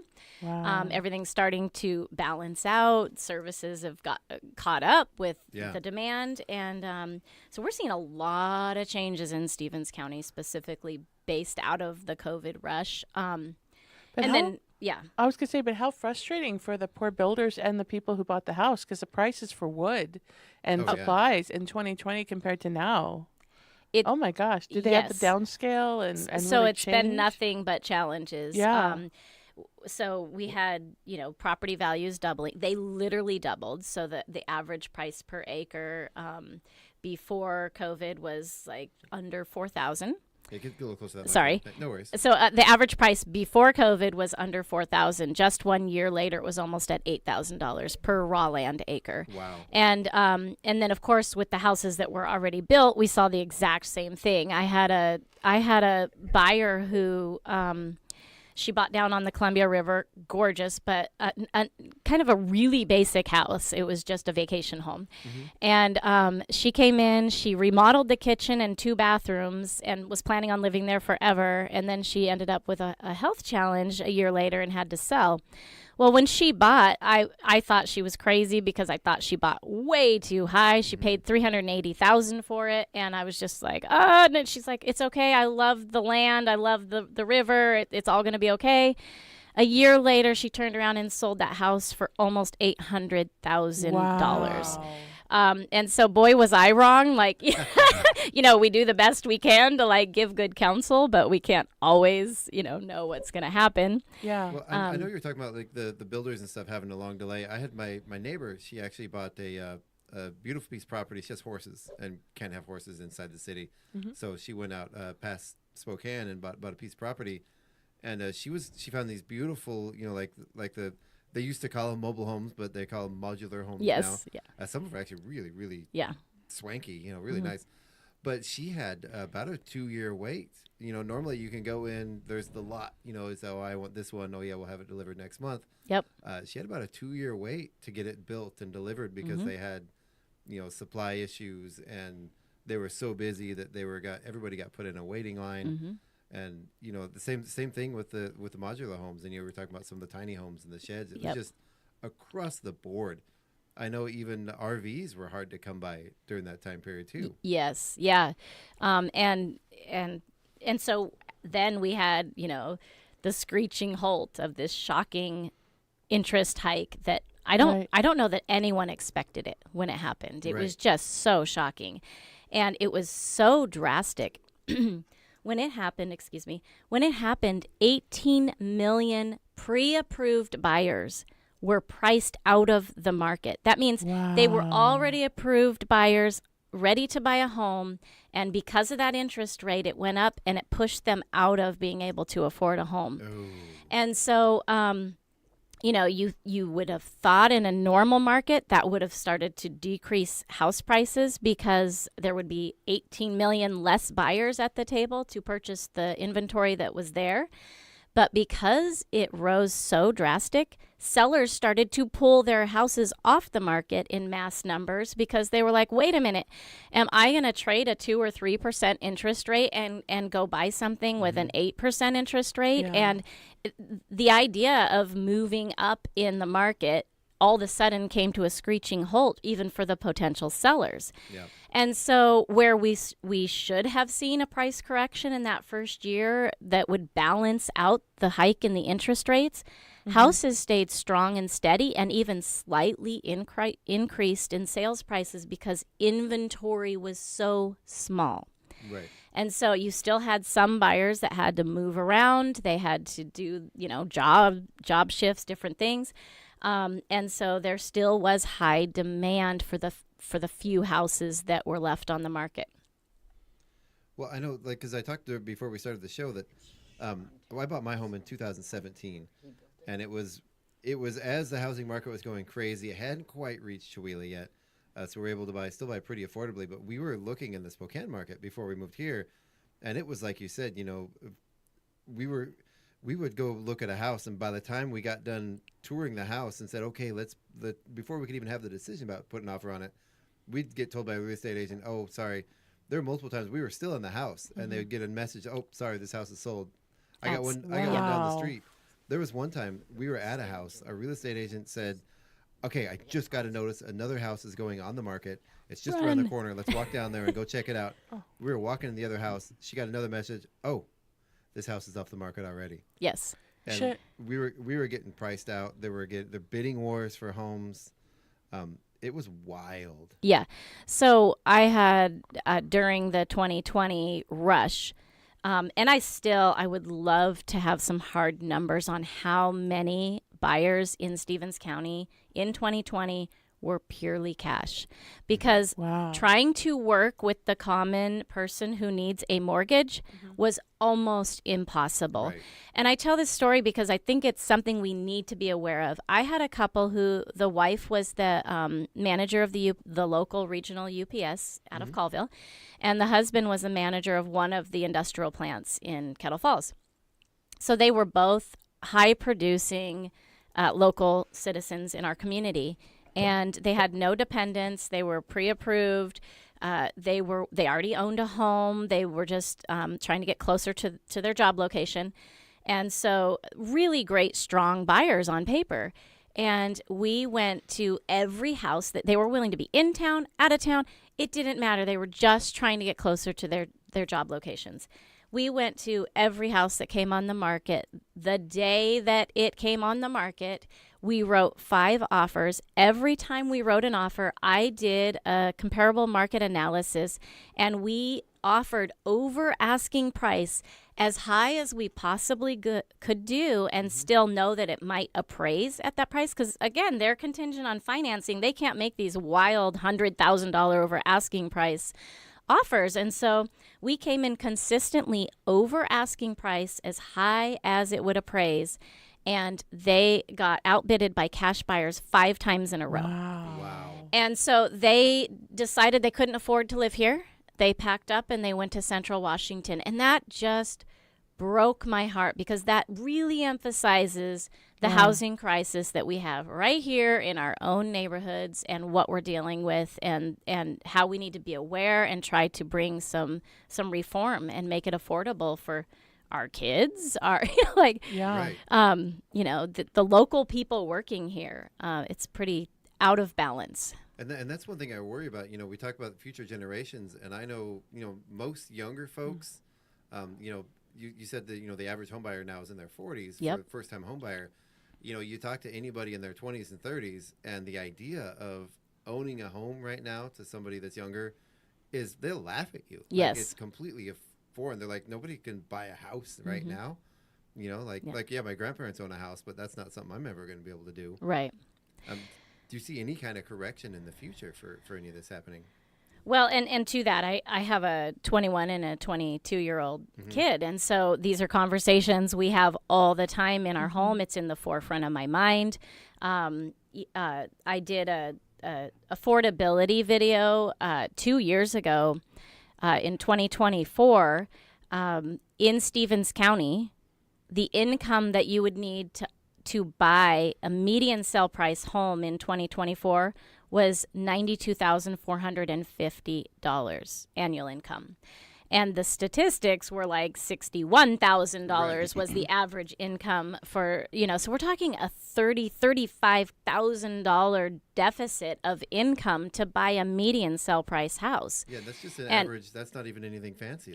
That's nothing fancy. I mean, we're talking that's in town, out of town. That's all them, clumped together. If you want a little family farm and an acre for an animal, like that's way out of reach. Right. And so we've got these huge challenges. And when the interest rates went up, I thought, well, we're going to see a price. I was thinking the icing on the cake is we're going to see a price reduction and maybe this will balance out. But the factor is we've got so many cash buyers that come in that it's keeping things unnaturally stable, I guess is the best way I can say it. There's been a huge attraction of what I have noticed in my experience. There's been a huge attraction for baby boomers to retire in this area. Yep. And so they are coming in with assets, with cash, and putting in some really beautiful, really changing the demographics of the homes that are being built here, and it's very beautiful, and I'm sure they're going to bring some industry. I think there's positives on every side of things, but the downside is watching these young people and their hopelessness slipping away of what they might be able to afford. Well, and it's not just home buying; it increases rents too. I mean, even rental prices right now are through the roof. Absolutely. And so, and then, I've even seen elderly couples who buy their retirement home, their dream retirement home, and what they didn't realize when they see how much taxes are being paid on that home, they don't realize that that's going to readjust based on the new purchase price that they just paid for the home, which might be like $400,000 more than it was valued at when they purchased it. Right. And so the sad thing is to see people with their retirement set income buy something that they think is going to be their forever home, only to have to turn around a year later realizing that they actually can't fit it into their budget because the new tax rate that they didn't expect. Also, homeowners insurance is a huge problem right now. It's being really expensive. Oh my gosh, it's being canceled left and right on people. So they're having, you might have been with a company for 20 years and all of a sudden they're canceling your policy and you're starting from ground zero. And we had wildfires all around us last summer. And so it's almost like this perfect storm of issues that are coming against the monthly expenses when you tally it all up. It's not just the cost of the home right now. It's the increase in taxes. It's the increase in homeowners insurance. And those monthly expenses are greatly outpacing the increase in income. Yeah. So yeah, I mean, I'm starting with the negatives. We'll get into some positives later, but we've got some big, huge challenges going on right now for homeownership. Frantic urge to go home and check my homeowner's insurance now. I'm like, oh my gosh. So I do have a question too about there's some wild statistics out there about the number of unoccupied homes, the number of bank-owned homes. Does that have any relevance to what's going on in the market? Because you hear things about the the number of, like I said, these homes that have been repossessed by the banks that the banks just kind of sit on that they're not really doing anything with. Is that rumors, or is that a thing that's actually happening? I think nationally those statistics are more relevant, but in Stevens County and as far as my experience in real estate locally, we hardly ever come across foreclosed properties. Okay. It's really kind of rare here at this point. I'm not saying that couldn't I think it will increase, but it hasn't been a big part of my job here, and in fact, I don't think I've ever handled a foreclosure sale. So it's pretty rare. I did see a couple of them on the market last summer. Mm-hmm. And again, as houses sit for longer, we're going to see that increase. And we are seeing inventory. I kind of left off in 2021, 2022. We'll get into the last couple of years and what we've seen happen with the massive increase in inventory. Yeah, it seems like there's a lot more houses for sale. Because I remember when the housing market, we don't want to need to get too far into this too far back, but I remember when the housing market collapsed in like 2008. Mm-hmm. We lovingly refer to them as McMansions. The early 2000s, these great big 3,000, 4,000, 5,000 square foot, massively overdone, oversized homes. Mm-hmm. You would drive around, they're going up everywhere. The whole entire hillsides covered in these giant oversized homes. And then you drive around in 2009, they're all empty. Yes.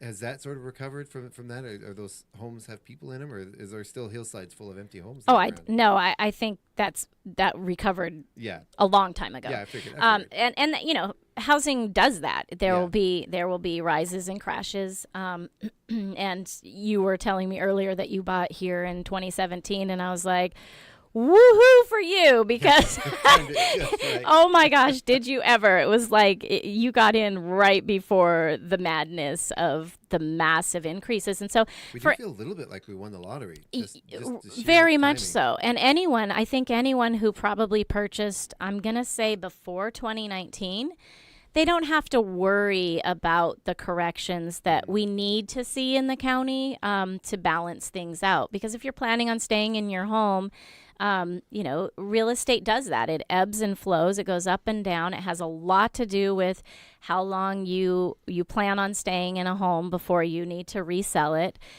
All those things are factors when you decide, is it a good time to buy? You've got to think about what your long-term plans are. And things can change and come up, so you can't completely predict that. But if you have a good idea of what your goals are, it does help us to know of maybe I'd wait a little while before I purchased, or maybe this is going to be good because you're going to stay in it long-term. Right. So yeah, you really hit. Luckily, with the housing market ebb and flowing, our interest rate luckily is staying the same. Because like you pointed out, some of those interest rates go nuts. Mm-hmm. That was another thing when we were talking about moving. The early COVID stage, we were looking at it, and our interest rate would have almost doubled. Absolutely. You double that interest rate, your house payment can triple. Absolutely, and that's where we saw all these people pulling their houses off the market and or not listing their homes because they were like, well, I'm just going to wait a little while and see what happens but what ended up happening after 2 years of everybody hoping that the interest rates would start coming down, and it was like, teeny tiny little favor, and then boom, back up, maybe even a little higher than before, and it just kept moving just slightly up and down in the exact same range, really. Yeah. After about 2 years of that, we saw the flood of houses come on the market. People who had now waited 2 years hoping things would improve. I think they kind of settled in and said, okay, this might be the new norm. Right. If I was thinking about selling, I'm going to go ahead and do it.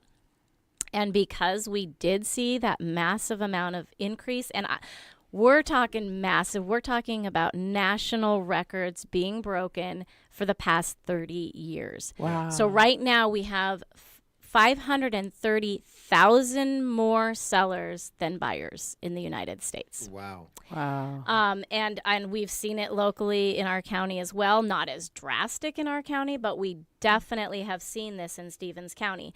So I like to do these, what I call the state of real estate, every January, and try to tally all the numbers, try to come up with an idea of where I think things might be going. And for the radio show, I reviewed my last year's this morning, and I'm like, wow, I did a good job. We're going to be wrong sometimes, and we're just using these numbers to try to forecast where things are going. But it's like predicting the weather. It is absolutely like predicting the weather. And but what ended up happening is, as we just saw an increase throughout the entire year of inventory, it was just flooding onto the market, which finally by mid last year shifted our local market from a seller's market, and it put buyers in control. Nice. And that's what really you have to see to try to rebalance a market that has been such a strong seller's market for, consistently for probably 4+ years. So all of a sudden we saw buyers came in bold. And it's probably because it's all they could afford to do was make these ridiculously low offers compared to the asking prices that were being listed. But I started seeing immediately, it's like the current inventory that was on the market was listed higher than the new inventory that was on the market. And the sales prices that were coming in were almost $100,000 below the average current inventory price. Wow. And so I thought, okay, this might be the year where we actually see a correction. Mm-hmm. It seemed like a pretty easy prophecy, I guess you could say, when you see numbers that are that drastic coming in. But again, when you're in January and February, you're only dealing with maybe 30 homes or maybe 50. And so these numbers can be wildly misleading because we have such a, tiny little multiple listing service that we're pulling from. I'm guessing historically don't sell as well as they would, during the spring or summer when people are so as a little better for moving. I kind of specialize in being a listing broker, and I would always tell my clients, hey, if this doesn't sell this summer, fall, let's pull it off the market until next spring so it's not sitting there. I mean, who's going to be trompling around in the snow trying to see if they want to buy a piece? Unless it's right in town. That was you? That was me. Yeah, we were tromping around. We had no idea what the property looked like because it was under like 3 feet of snow. Surprise, surprise in the spring. So, but for the most part, we're dealing with rural properties, and that can be different in town. But yeah, so that had always been my counsel to my clients, and I could always just take some time and go on vacation with my family in the winter because it was dead. Real estate was completely dead for the winter months.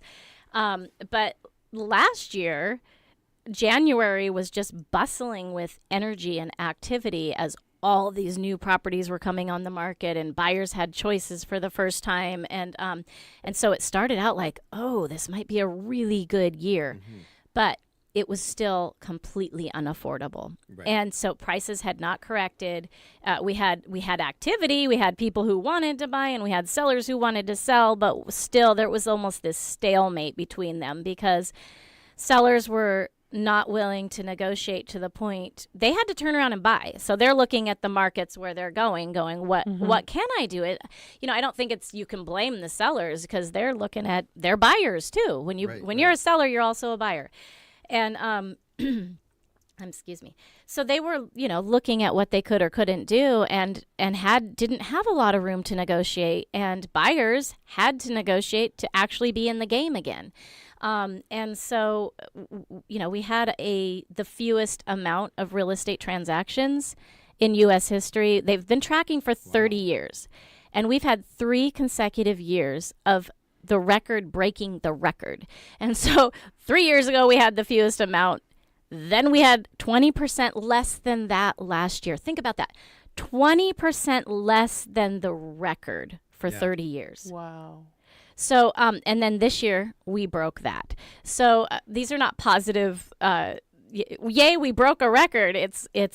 There is a stalemate going on and in the market. Well, when people when the housing prices go up that far, literally nobody can afford it. I'm looking at a $1.7 million house in Chuila. Yeah. How long is that gonna sit there? Well, and you don't know, and that's where it's like I've kind of listed all over the place. I've done some luxury market properties and, raw land for $50,000 or whatever. So I've been all over the place and had all these different experiences. And really, you really don't know. You could have someone come in and be like, that's exactly what I've been waiting for, is something that is almost $2 million in Chihuahua, boom. And I have some higher end listings that are actually getting more activity than other things right now. So, and again, you're talking about the cash buyers. You're probably bringing in cash buyers when you're talking about the luxury markets or equity funds or different types of investments. And I wonder, we talk about these cash buyers, and it's a thing that you hear about a lot, of wealthier folks or companies. And here's a big thing that people talk about a lot is kind of an issue with the housing market right now, is there are property companies coming in and buying homes to purchase them as rental properties. But you were saying that doesn't really happen in Chihuahua. That's not an issue with the properties here, like corporates purchasing properties. Because I've heard of that, like in big cities, like in Austin and like San Francisco and more. That businesses are buying properties and driving the prices up. Yeah, driving the prices up and then driving the rental prices up, and it hurts things across the board. Absolutely. You've got these huge corporations like BlackRock. I mean, everybody knows. And they are coming in, and there's been stories about them buying entire neighborhoods up. And you've got the World Economic Forum, who has proclaimed that their goal by 2030 is you will own nothing and be happy. Like, that is their slogan. That is their goal. They have all these different things in place to accomplish that goal. Oh my God, that's terrifying. In case you're wondering who the villains are. Jeez. Look you up. will own nothing and be happy. You will own nothing and be happy. And I've literally seen the commercials, because I was living in Los Angeles for 8.5 years, and they're pushing all the smart cities and the all this stuff. Who is that again? It's the World Economic Forum. And they are indoctrinating our children, my 21-year-old, my 22-year-old, that it's just a hassle to own a home. You're not free to travel. They're like, you don't really want to do this. Your landlord will have to take care of all your problems. You won't have any burdens. And they're just kind of selling this idea to the next generation that there's not value in homeownership. And at the same time that they're selling this idea, there is an attack on home ownership when you talk about insurance companies who are completely unregulated and they can just cancel you or skyrocket your insurance. There's a lot of reform that we need to be aware of what the agenda is, so that we start countering some of the issues that are coming against home ownership. I know it was one of the best decisions I ever made. Well, yes. I'm a tinker, and I like being able to make changes whenever I want without having to get approval.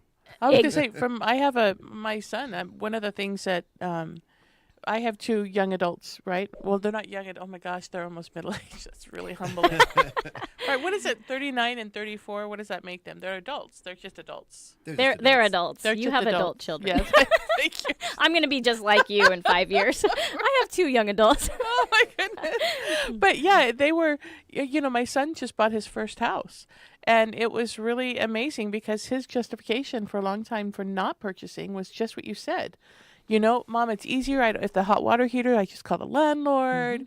I'm going to waste more money if I try to, buy my own place. And it wasn't until he really wanted to settle down that he was like, oh, okay, yeah, let's look at this and see what the benefits are. So I've heard that in my family. I've heard that. Yeah, absolutely. And there's, it's not just that housing has become unaffordable. The statistics are showing that because college was so pushed to this generation, that they're going into adulthood with more debt. I mean, we didn't grow up like going into adulthood with all these debts. Yeah. And they're saying amongst the 20 to 30-year-old buying populace that should be able to buy a house, that child care is the number one cost stopping them from being approved for their loans.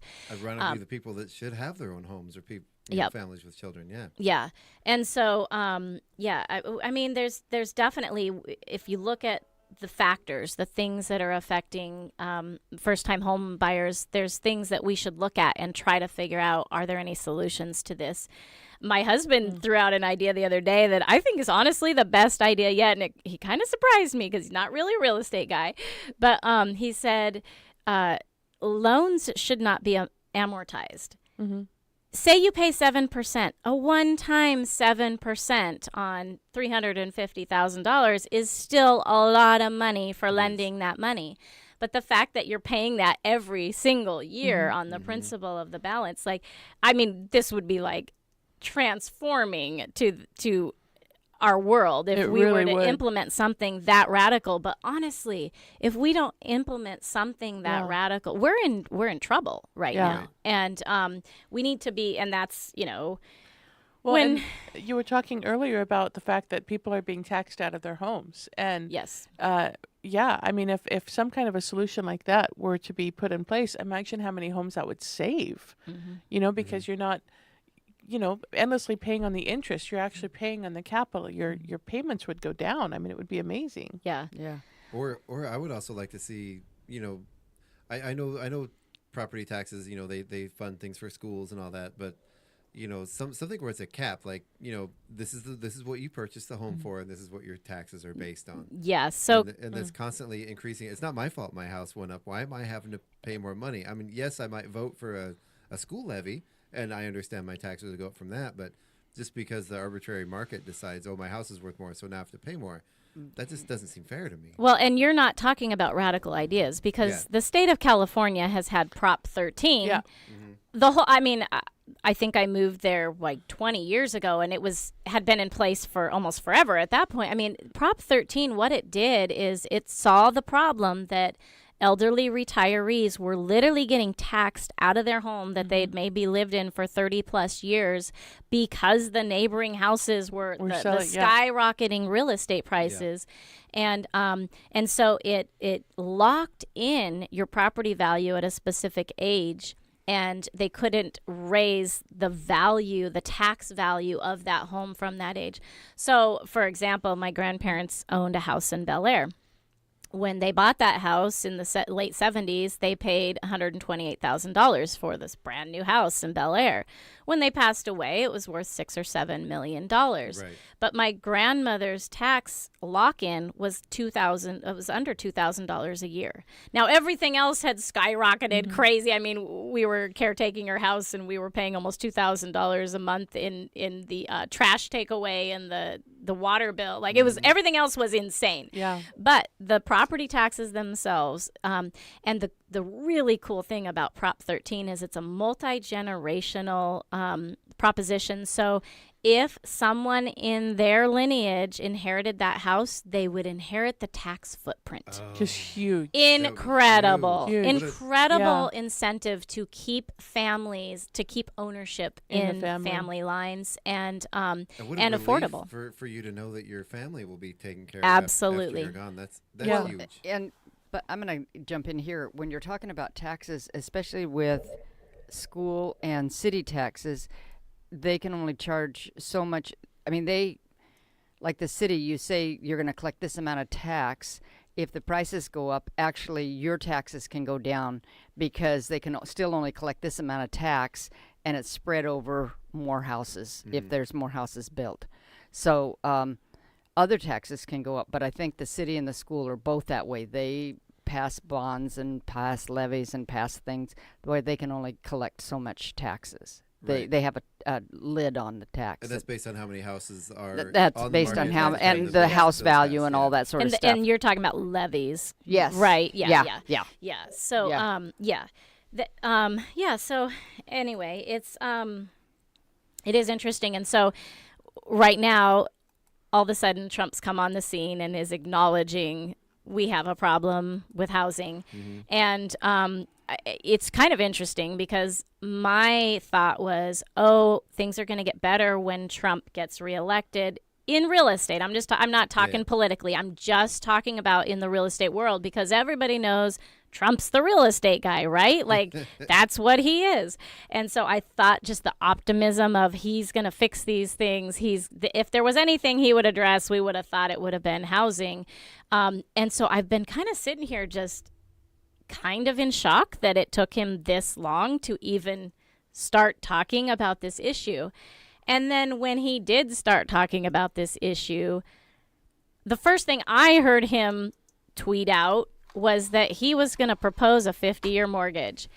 And I'm telling you, I was so upset. I mean, literally, I got into a fight with my husband because my husband loves Trump. And I was like, we were like, a little domestic dispute here because this was like the worst idea from a real estate perspective I could ever imagine being proposed. Like I couldn't think of a worse case scenario for home ownership and the future of home ownership. Oh yeah, baby. The banks, the banks were like all for it. But if I could, I can go over some of the numbers of what a 50-year mortgage would look like. We're over the time already, but I want to get the information that you have out. Wow, that time went fast. Okay. Yeah, it does. Yeah. So I'll try to do a condensed version. And by the way, if you guys want longer versions I do these little teaching videos on different topics on Facebook. So if you go to Sabrina Tipich or Lighthouse Brokerage LLC on Facebook, you'll be able to look at all the educational videos that I do, and I cover. I was gonna ask you where you could find these videos. Yeah, I've seen them. I know you do. Yeah, so. Yeah, and people love them. They get thousands of views. I think one of them has almost 17,000 views because people want to know what's going on in the county and what's happening with real estate. But anyway, okay, so the 50-year mortgage. 15 years used to be the norm before Roosevelt. I think it was Roosevelt created this 30-year mortgage idea. I could be wrong on who did that, but I think that's who it was. But 15-year mortgage, if you buy an average sale price house, which about $325 in Stevens County is an average sale price house, or it was when I did this video a few months ago. So you would end up paying $184,597 in interest on a $325,000 house. And the total that you will have paid for that house over the 15 years is $509,597. If you jump to a 30-year mortgage, you will have ended up paying just in interest $431,528 on a $325,000 loan. And by the time you paid it off, you will have paid $756,528. Now, jumping to a 50-year mortgage, here's the numbers. On a $325,000 house, you will have paid just in interest $898,292.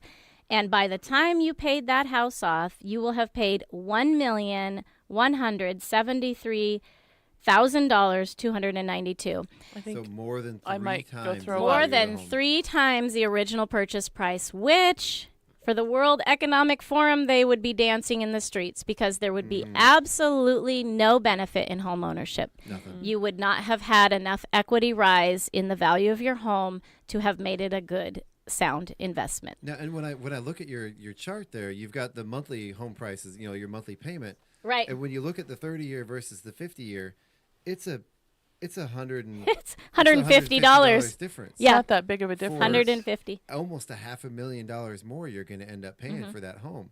That's insane. Yeah, and I should mention, the smaller amount of years that you pay on a loan, the better interest rate you get. Yeah. So I did factor that in. For the 15-year, I did a 6.5. For the 30-year, I did 6.72, and then for the 50-year, 7%. But that's interest rate, that makes me shudder. That gives me anxiety. Yeah. So if we're out of time, I did have some really interesting things, but I will just say really quick, prices did come down last year in Stevens County, 27%.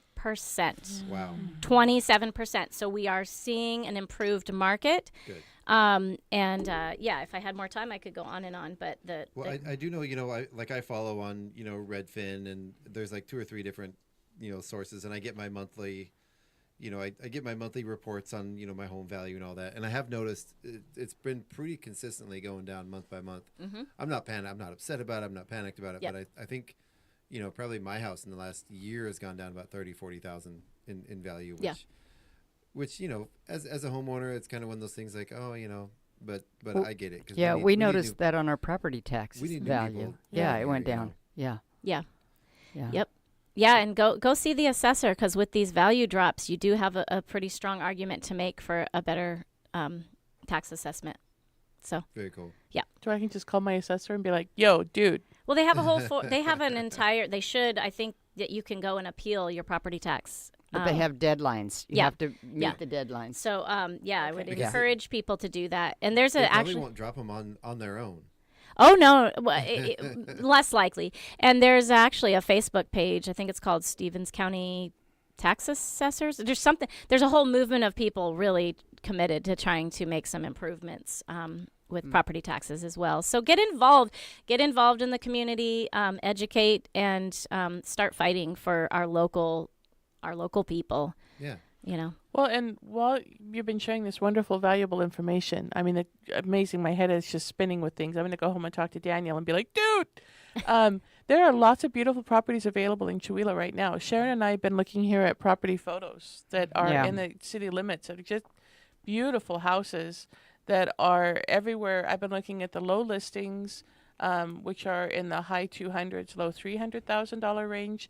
And we also looked at that $1.7 million house and everything in between. But there are some gorgeous, gorgeous listings. One right by Chuck, if you want Chuck as a neighbor. I'm not sure about that one.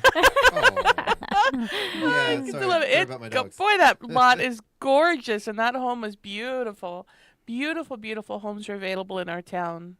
So, yeah, oh my gosh. What a perfect time to be coming and looking at some of these. Look at this one. Oh my gosh. Mm-hmm. On Eagle Drive? Yep, up at the golf course. Yep. Wow. Just beautiful, beautiful homes available right now. Yeah. You know, and it would be And nice. and they all say price cut. Price cut. They do mention that the Oh, prices absolutely.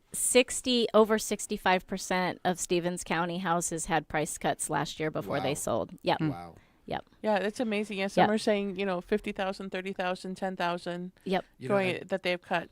And as these prices start to normalize a little bit, I don't think that's the housing market. It never drops down to where it was. It'll always stay a little higher than where it was, than where it probably should be. But it's good to see, because a lot of those higher prices for an area like this, for demographics, we really need families. You know, we really need people with we need new generations coming in here. Yep. Okay. The retirement community model is not necessarily good for the longevity of any community. Well, if we have a minute, the thing that's exciting me that I'm seeing, the trend that I'm seeing, is a return to multi-generational living, which gets me on fire. Like, I was going to talk about that, but that's a whole new show. Yeah, it's so exciting, and I am seeing the clients coming in, and this is their request. I want a property that I can have 3 primary residences on, my parents, 2 sets of children, grandchildren.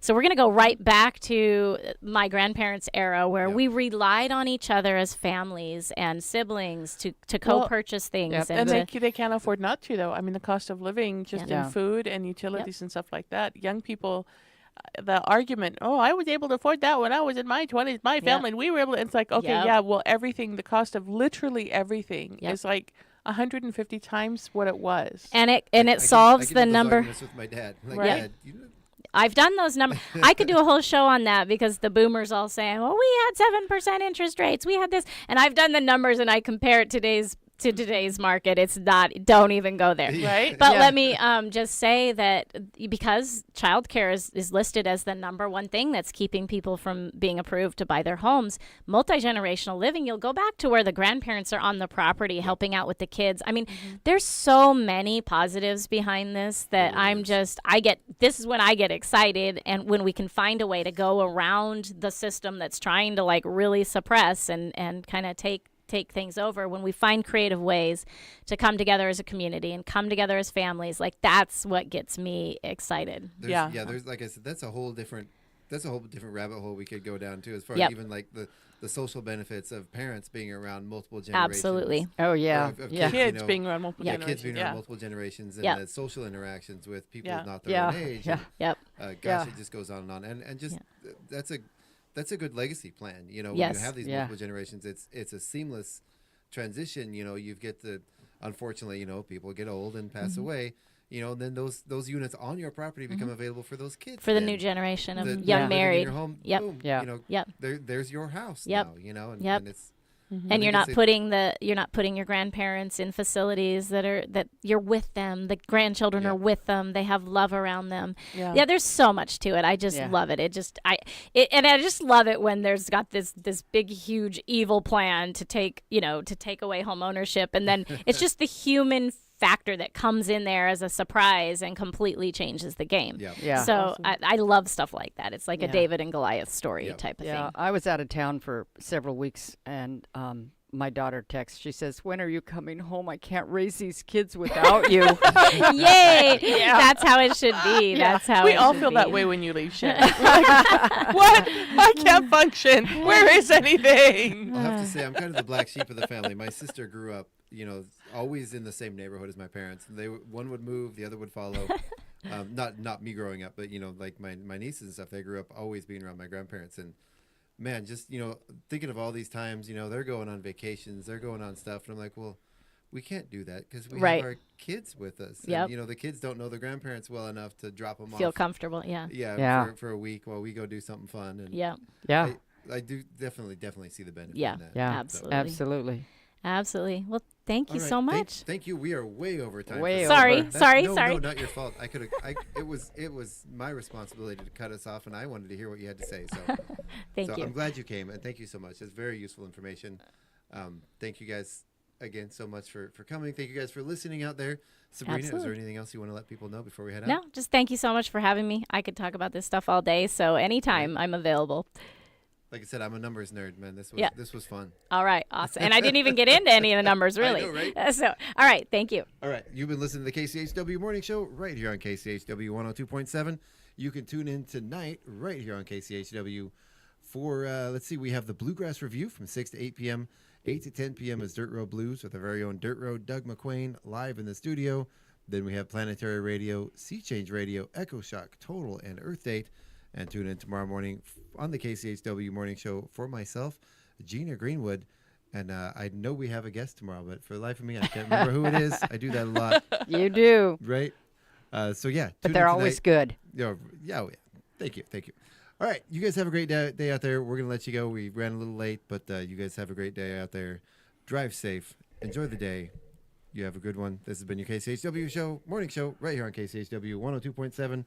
I already said that, but I'm going to say it again. Have a great day, everybody. Have a great day, everybody. Where was our say goodbye, everybody? Say goodbye, everybody. Say goodbye, everybody. Goodbye, everybody.